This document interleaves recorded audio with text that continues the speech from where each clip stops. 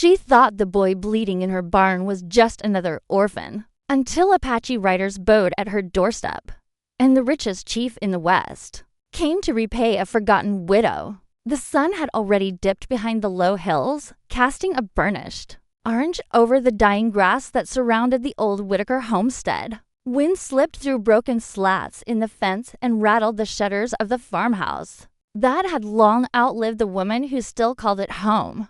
Miriam Whitaker, 62, lived alone, a widow with no children and too many regrets. Her days blurred into one another, patching roofs, tending the stubborn mule, and trying to forget the fire that had taken everything from her 2 decades ago.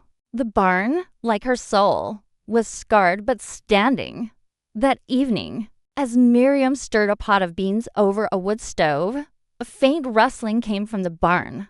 At first, she thought it was the wind again, maybe a coyote sniffing for grain, but the sound had weight. It paused, shuffled, then groaned. She stepped onto the porch, squinting into the dusk. The barn door hung ajar, its hinges groaning low like a warning. She moved cautiously, holding the oil lantern high, her boots crunching dry dirt with each step. When she reached the barn, her breath caught not from fear, but something older, colder, rooted deep in a place she hadn't touched in years. Blood. A small trail of it glistened faintly on the floorboards just inside the entrance. Her light followed the pattern smeared, uneven, leading to a pile of hay tucked behind the rusting plow. That's when she heard it. A whimper. Ragged, strained, human. Miriam dropped to her knees and pulled away the hay. What she uncovered didn't make sense.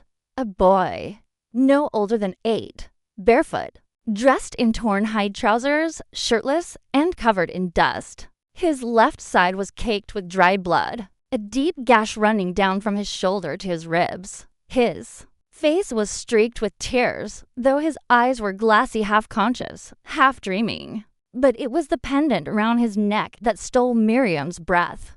It was carved bone, old and sacred, bearing the unmistakable crest of the Skywatcher, Apache, a family whose wealth, land, and legacy stretched across half the frontier. This was no ordinary boy. He belonged to the richest Apache alive, Chief Elias 10 Crowns, a man whose silence could end treaties, and whose name whispered across saloons like a ghost rider in the dark. Miriam's fingers trembled as she reached for the boy, but the second she touched his skin, she knew he had a fever. He was losing blood, and whatever had brought him here had left him closer to death than life. Her years of silence ended in that barn. She moved fast, clean rags, boiled water, herbs from the back pantry, her hands recalling skills she hadn't used since her husband's final days. The night deepened as coyotes howled in the distance, but inside the barn, a quiet war raged. Miriam stitched flesh with shaking hands, whispered to the child though he couldn't hear, and held his wrist until the pulse steadied again.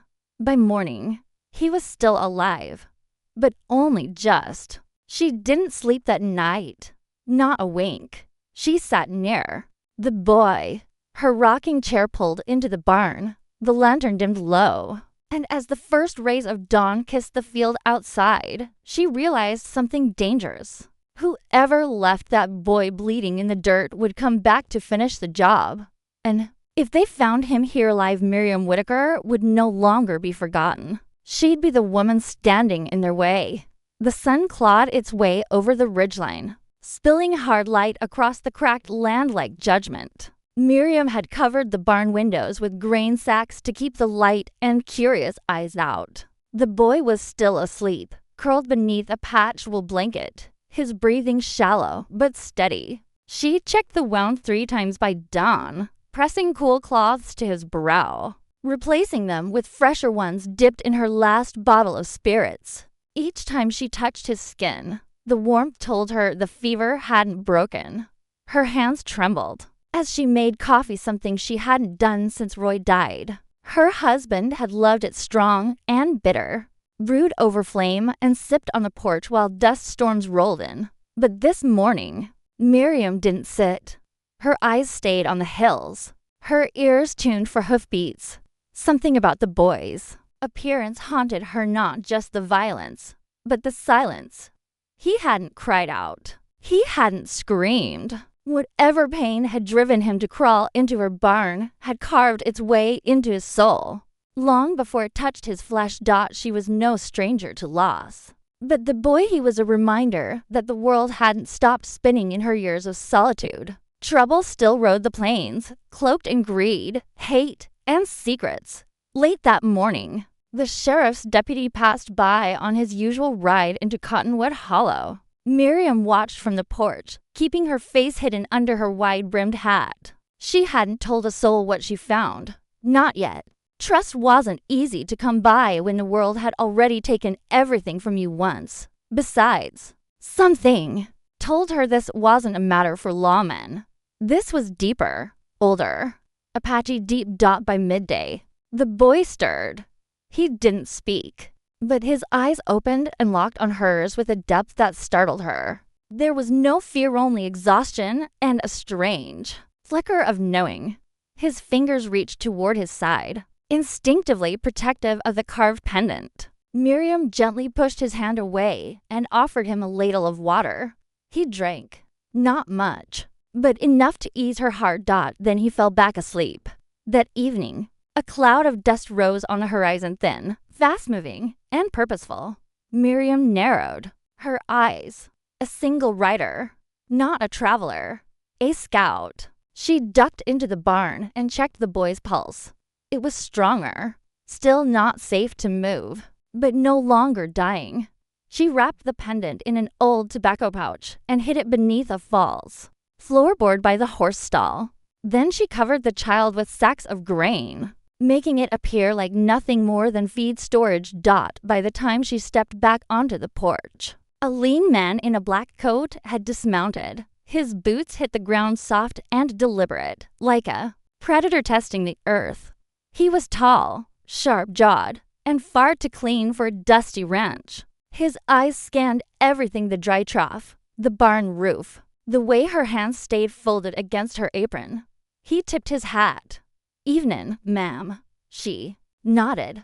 "Just tending my place." He didn't smile. "See anyone passing through?" "Boy, maybe injured." Miriam kept her face blank.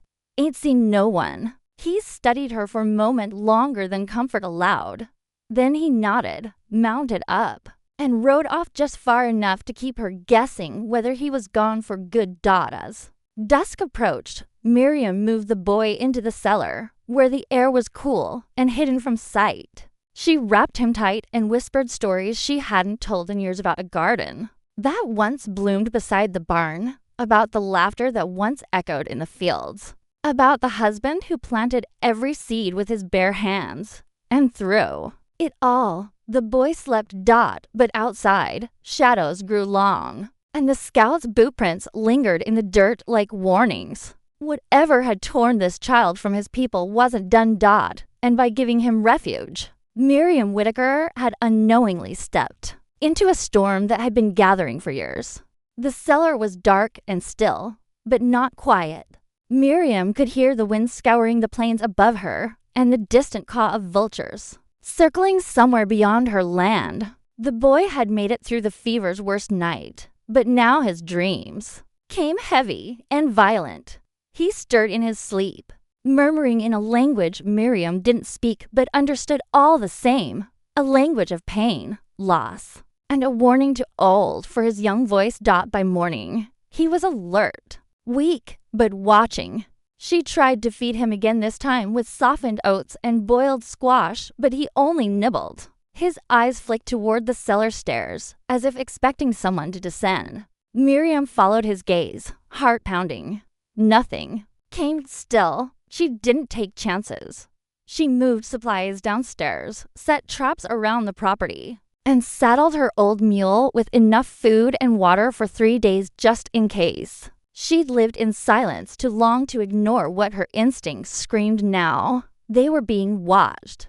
Whoever that scout was, he wasn't riding alone. He was part of something wider, darker, an operation meant to erase the boy and anyone who stood between him and the dust. By midday, The child managed to speak a single word. Jolin. Miriam froze. She knew that name. Jolin 10 Crowns, the only son of Elias 10 Crowns, the richest Apache leader west of the Rio. Miriam had never met the man, but the legends painted him large landowner, statesman, and once a warrior hood, ridden against the very men now sitting in Washington. If this boy was Jolin, it meant the story wasn't just about survival anymore. It was political, generational, and fatal. Her hands trembled as she pulled the pendant from its hiding place and showed it to him. The boy took it, clutching it to his chest as if it were his breath itself. Tears welled in his eyes.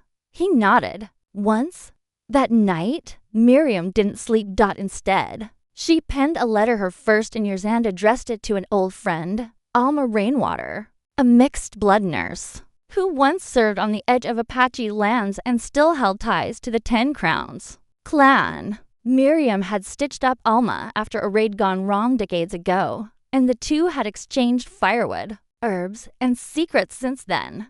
If anyone could send word to Elias 10 Crowns quietly, it was Alma. By morning, Miriam rode out under the guise of gathering supplies, mailed the letter in town, and returned before noon. But as she approached her property, something felt off.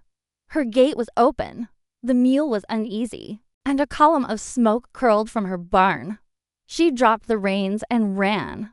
The fire was small, but deliberate, set near the haystack, just far enough to cause confusion, not destruction. A warning.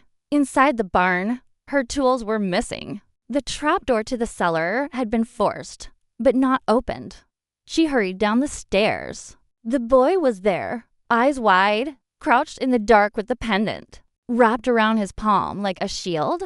He hadn't been touched. Not yet. Miriam held him close, heart thudding like thunder. The message was clear. They knew he was here, and they were done asking politely. That night, thunder rolled across the plains, not from weather, but horses. 4 of them. They stopped just past the fence line and waited under moonlight. Miriam watched from the cellar hatch through the slit in her barn wall, her rifle beside her. She didn't fire. Not yet. But she knew the war had begun. She wasn't just hiding a child now. She was guarding a legacy. And when the time came, she would die before letting that boy be taken. Miriam had been many things in her long life: daughter, bride, griever, ghost, but never a soldier. Yet as the hoofbeats echoed through the night, and the ground trembled beneath the weight of intention, she realized that no badge or banner made a defender. Sometimes it was simply a line in the dirt and the person willing to stand on it. The 4 riders didn't speak. They didn't call her name. They didn't need to. Their silence said everything, their silhouettes sharp against the starlit sky, guns slung low, faces masked by wide-brimmed hats. They weren't here for law. They were here to erase. Miriam crouched in the cellar with Jolin wrapped in blankets behind a barrel. She held her father's rifle across her knees, the stock worn but familiar. Her hands, old but steady, curled around the trigger like it was part of her. Each second stretched like leather drying in the sunlight, cracking and dry in the mouth. Then came the knock. It wasn't gentle. A heavy fist slammed against the barn door, shaking the rotted hinges and scattering dust. She didn't answer, didn't breathe. The second knock was louder. The third became a kick. Wood splintered. Miriam rose, slow as resurrection, and climbed the steps into the dark barn. The rifle came up first. She moved like she used to through. Wheat fields low, patient, unseen. A figure stepped through the doorway. He wore a slick black coat, tall boots, and the same cold eyes as the scout who'd passed her porch. Only now, there was no pretense. No ma'am. Just a man doing a job and expecting no resistance from a gray-haired widow in the middle of nowhere. He scanned the barn once. "I know he's here," he muttered to no one in particular. Then Miriam stepped out of the shadows, the rifle cocked. One breath, one heartbeat. "You'll die first," she said. He froze. His hand moved an inch toward his belt. "Try?" she whispered, eyes locked. The standoff hung in the air like smoke. But he backed away. "I don't want to kill you, old woman," he said. "You don't get to decide," she answered. He left. Just like that dot, but she knew it wasn't over.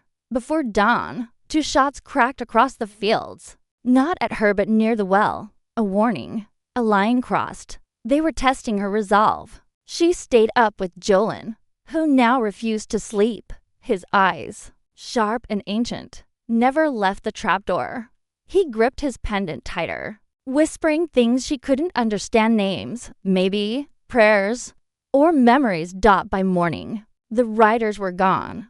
But something else had arrived. A stagecoach rolled down the dirt road, its wheels thudding in rhythm. The banner across the side read, "Rainwater and Co. Medicines and Miracles." Miriam stepped out, shielding her eyes, unsure whether it was hope or deception riding toward her. Then the door opened, and Alma Rainwater stepped down.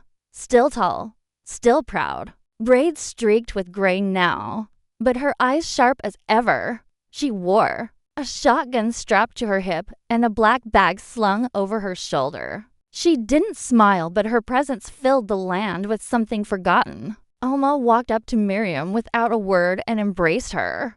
Then she whispered, "He's not the only one being hunted." Behind her, 6 Apache riders emerged from the hills, silent, armed, their faces painted with mourning and fury. They didn't speak to Miriam. They went straight to the barn.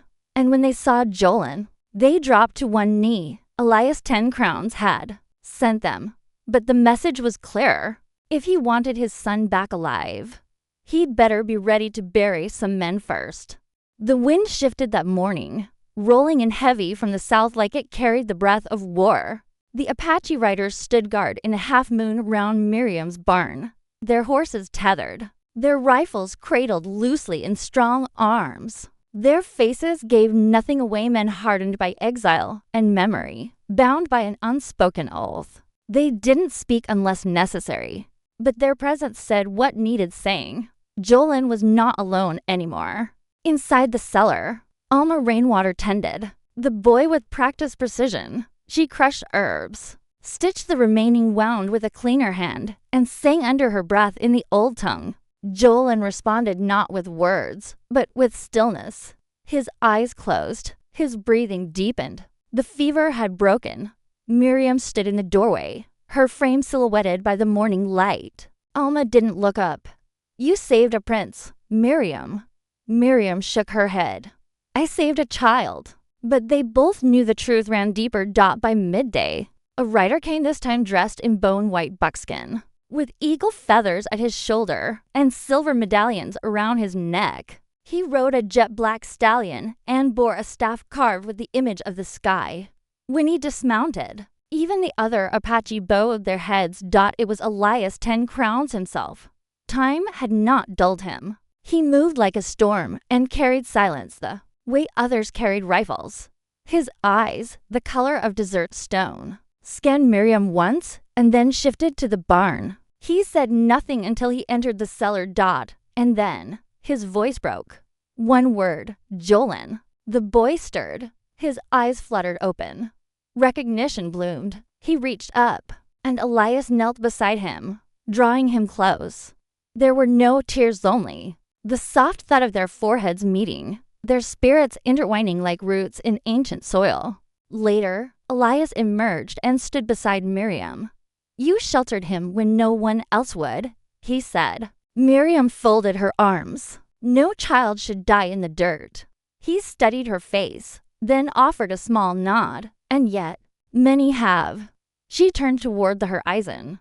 "Not this one." The Apache chief extended a small pouch filled with gold coins, enough to rebuild the entire ranch. But Miriam shook her head. "Keep your gold." Elias didn't argue.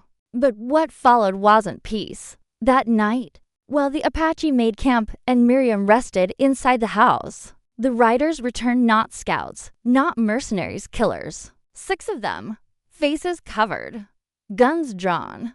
They moved fast, slipping past the outer line. One got as far as the barn's door, until a rifle cracked.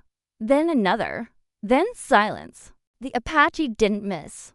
When Miriam stepped outside, the ground held 6 fresh bodies. Elias stood beside them, face grim. They weren't after just the boy. They were after my silence. Miriam looked him in the eye. So don't be silent. He nodded once. That night, Elias 10 Crowns sent his fastest rider west with a message written in both Apache and English. A child was nearly murdered, and the people responsible will not sleep peacefully again. At dawn, Jolan emerged from the cellar, leaning on Alma's shoulder. He was thin, pale, but alive. And as the sun crept over the plains, the riders mounted again, this time with Jolan at the center, wrapped in a ceremonial shawl. The boy turned, looking back at Miriam's barn with wide, grateful eyes. He raised a hand.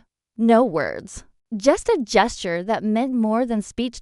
Respect. Honor. Bond. Elias rode up beside her once more. You will not be forgotten, he said. She stared into the golden light. Good. But as the horses rode into the distance, Miriam turned back to her porch. The land was quiet again, yet something had shifted. Her barn had been a refuge, a battleground, a cradle for redemption. And soon, the whole territory would know what began here.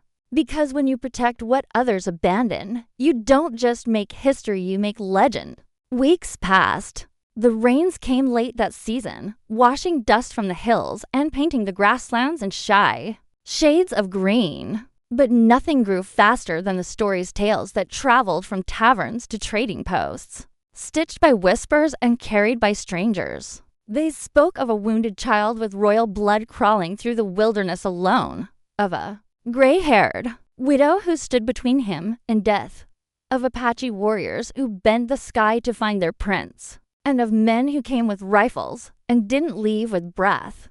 But most of all, they spoke of that place, the weathered barn on the edge of nowhere, where the line between right and wrong had been redrawn by someone who had every reason to do nothing, but didn't.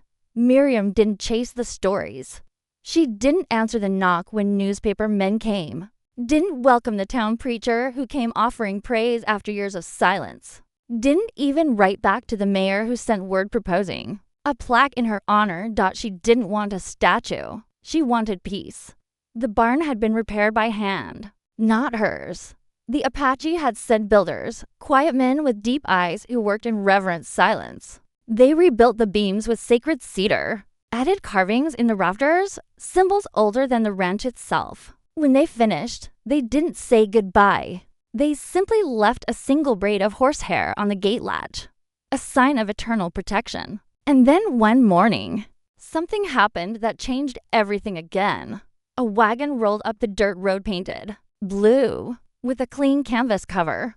2 figures stepped down, a man and woman, young, married. Judging by the rings and the way they walked, like their futures were sewn together. The man stepped forward and cleared his throat. "You're Miss Whitaker?" Miriam didn't answer, just waited. The woman spoke next. "We were told you lease land to those who need a second start." Miriam blinked slowly. "I don't," she said. The couple began to nod, disappointed. But she didn't stop talking. Not unless they're willing to work harder than their regrets. The man's eyes lit up. "We are." She looked out at the horizon. "Then the eastern plot's yours. Soil's rough, but it listens if you speak to it right." They nodded, grateful. They didn't ask for more. But as they settled into a small cabin on the edge of her land, Miriam noticed something strange. The man wore a pendant, bone-carved, familiar. When she asked, he said it was a gift from someone named Elias 10 Crowns. A thank you for something that happened long before he and his wife ever left the city. Miriam didn't press. She just nodded. That night, as stars thickened in the sky and coyotes howled far off in the hills, Miriam sat on her porch. She watched the barn, its new timbers catching moonlight like silver veins. And for the first time in years, she let herself lean back and close her eyes. Because something had changed. She had lived through fire, through silence, through years of being unseen. But now, her land was alive again. Not just with crops or cattle, but with purpose. The kind that can't be bought or measured. The kind that only grows when someone chooses to do what's right, without expecting a soul to see it. And far off in the night, where the hills met the stars, a rider passed just one. A young boy, no longer bleeding, now clothed in strength and legacy. Jolo and he didn't stop, didn't wave. But Miriam smiled, because she knew frontier redemption wasn't something written in law books or printed in town papers. It was carved in acts of quiet defiance. It was built in barns, forged in blood, and watered by the courage of those who stood alone until they didn't have to. And it all began when a child crawled through dust, and a forgotten woman chose to kneel beside him.